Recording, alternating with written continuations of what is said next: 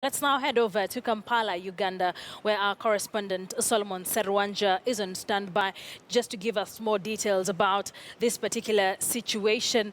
And Solomon Serwanja will also be giving us details about just what will happen next week once the ultimatum that was given by Dr. Kizza Besigye is complete or the days are out. So let's now just cross over to Kampala, Uganda, where Solomon is.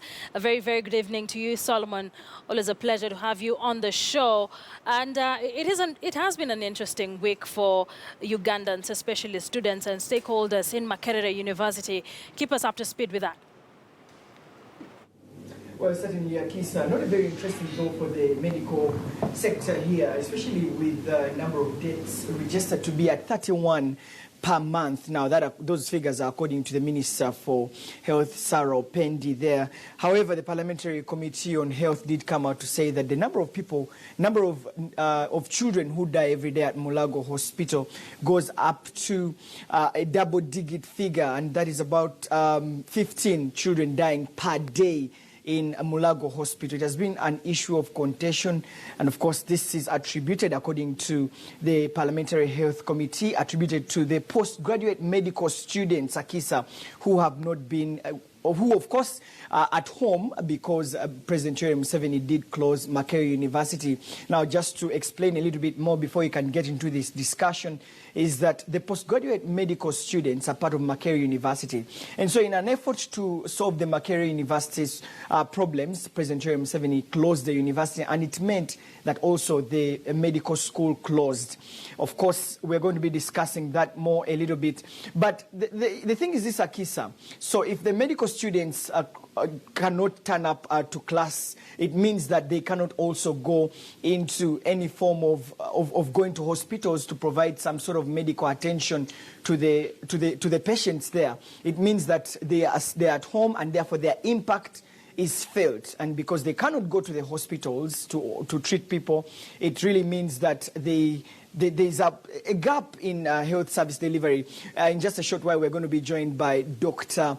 Daniel Nkakalukanyi, one of the postgraduate medical students, to just tell us about their ordeal and what their stay home means for the medical situation here in Uganda. And we shall be moving there in just a heartbeat. There, if my cameraman can rush it through to, we follow through and we see Dr. Daniel Nkakalukanyi, who is going to be discussing this with us. Well, let's now join Dr. Daniel Nkakalukanyi just to share his views about what's happening here. Dr. Daniel, thank you so much for joining us for Bottom Line East Africa.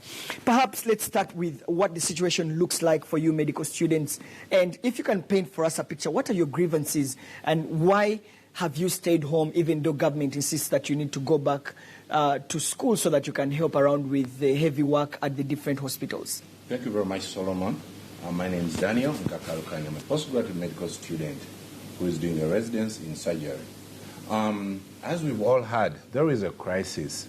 Although people are trying to paint it a different picture, but there is an actual crisis that's happening within the medical system.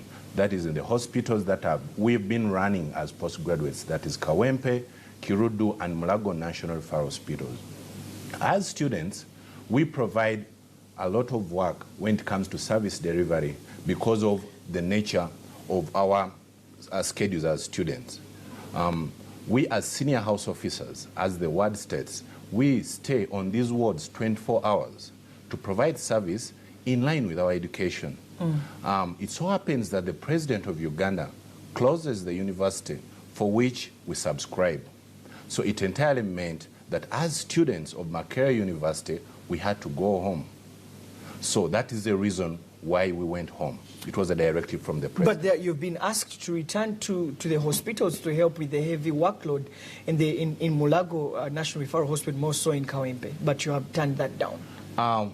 We as students, I have to emphasize this, we subscribe to the Ministry of Education, not the Ministry of Health. And as a student who has gone to Makerere University, we signed a contract in form of an admission letter, and this was approved by the University Council. And that contract, we are supposed to pay tuition fees to go and study, not to work as the directive was from the ministry that required us to go back and work. Our sole purpose of being at the university is to study. Now, if there is need, if the government has realized our contribution to health and has come out to notice that we as students, besides studying, we provide a very important role in treating and caring of our patients, then there should be a new contract that should be signed between us, the students, and the Ministry of Health. And that contract, according to the labor laws, we are going to provide services. Therefore, we need our time to be remunerated. We are not asking. What you're saying is that they're not paying you for all the services that you're offering? We offer these services at no pay. We offer these services 24 hours. But you're students? We are students, yes. But as students, we are, as I told you, we are postgraduate students, which means we qualified as medical doctors sometimes back, and we have families. We have responsibilities. Those responsibilities don't cease to exist because we are students. But we give in 24 hours of our time a day, and you have to go back and meet these same responsibilities like any other citizen of Uganda. Now we are saying we are on a day program, which is supposed to start at 8, according to the university, and stops at 5. Now, if we go an extra mile to provide overnight services, calls, and treat patients all day long, we need to have a mutual agreement between the Ministry of Health and the students. How has your sit home affected medical service delivery in Mulago Hospital? Definitely, there has been a big challenge in service delivery. We are not proud about it, but we cannot do much about it, because as much as we are doctors, we have laws that govern the country and laws that govern the profession.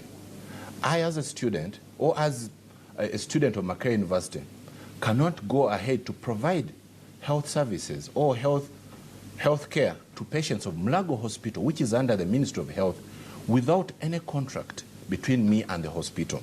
That would be breach of law, because I don't have any authority to do that. I'm a student, and where I subscribe, it has been a directive to close the university.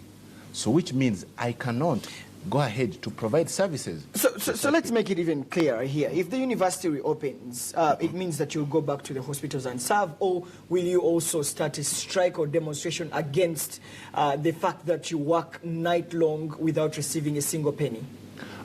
For long, we have sent our cries out to those who are responsible, and they happen to shelve them without attending to them.